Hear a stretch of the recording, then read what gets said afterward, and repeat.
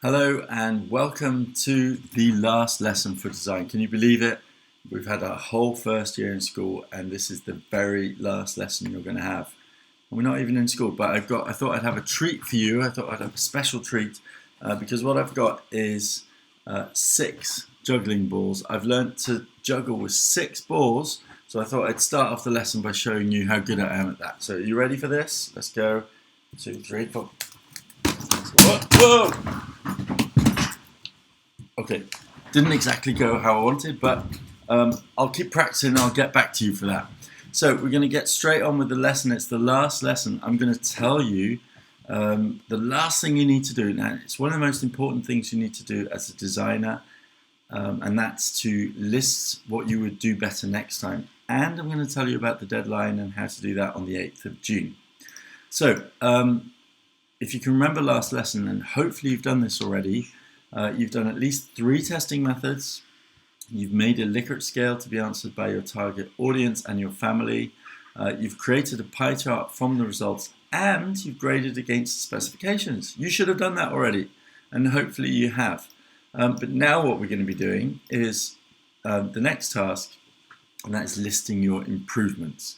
Now, again, I kind of mentioned this last lesson, but if you have made a website, there could be some stuff that maybe it's just not good enough, it's not creating enough people that want to do whatever you ask them to do, so you might want to change it in some way. So what I want you to do is to, based on what you found out from your testing, I'd like you to write down, to answer the following questions. Are you pleased with your product?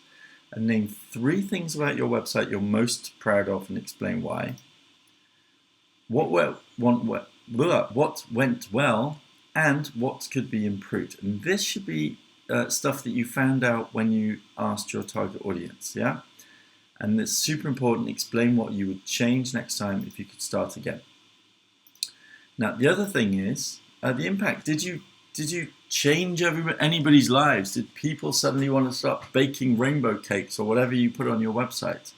How do you know that your product was useful? So write down, and this should be based on evidence. This should not be something you just thought of, that I think people like my website. But write down, somebody told me they are definitely going to join my sports club now. Yeah?